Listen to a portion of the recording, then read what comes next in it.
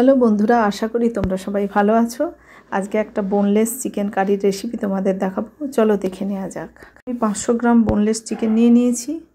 কিছুটা ধনেপাতা, রসুন, কাঁচা লঙ্কা, ক্যাপসিকাম, পেঁয়াজ সবজি হিসেবে নিয়েছি। বোনলেস চিকেনটা আমি লম্বা লম্বা করে কেটে নিয়েছি।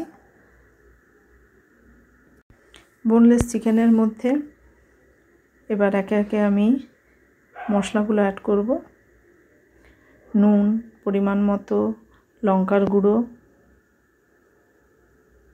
গোলমরিচের গুঁড়ো আর একটা অর্ধেক পাতিলেবুর রস দিয়ে ভালো করে চিকেনটা কিছু সময় মেখে রাখবো।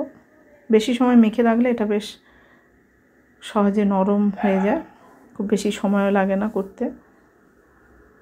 এই মাংসটা অনেক সময় রান্না করার সময় ছিবড়া হয়ে যায়, কিন্তু এই পদ্ধতিতে করলে একদম নরম তুলতুলে হবে আর পাত ফাঁকা হয়ে যাবে। যে খেতে পছন্দ করে না সেও খেতে পছন্দ করবে। একটা মিডিয়াম সাইজের রসুনকে আমি থেতো করে ওর মধ্যে অ্যাড করলাম। এবার কড়াইতে আমি পরিমাণ মতো তেল, তাতে একটু হলুদ দিলাম, দিয়ে এবার ওই ম্যারিনেট করা যে বোনলেস চিকেনটা ওটা আমি ভালো করে ওর মধ্যে কষে নেব। যেহেতু মাংসটা অনেক সময় ম্যারিনেট করা ছিল, মিনিট 10 মতো লাগে ওটা তৈরি হতে, খুব বেশি সময় নেয় না। ঢাকা দিয়ে দিয়ে কষতে হবে।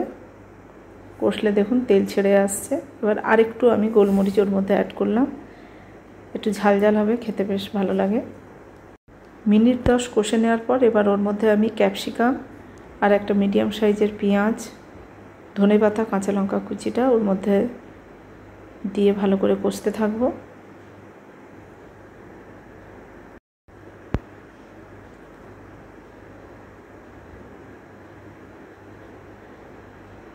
এবার ক্যাপসিকাম আর পেঁয়াজটা অনেকটা নেতিয়ে গেছে। এবার আমি আরেকটু পরিমাণ লঙ্কার গুঁড়ো, হলুদ গুঁড়ো আর পরিমাণ মতো নুন অ্যাড করলাম।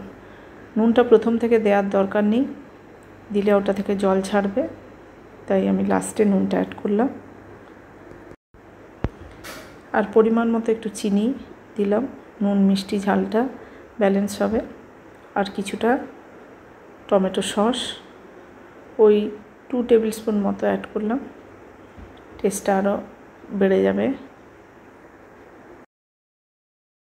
সবাই তো কাটলেট নাহলে অন্য কোনোভাবে আমরা খেয়ে থাকি, এই পদ্ধতিতে বোনলেস চিকেন রান্না করে খেয়ে দেখবেন, খুবই ভালো লাগবে। আর অবশ্যই কমেন্ট করে জানাবেন আপনাদের কেমন লাগলো। লাইক, শেয়ার, সাবস্ক্রাইব করতে ভুলবেন না।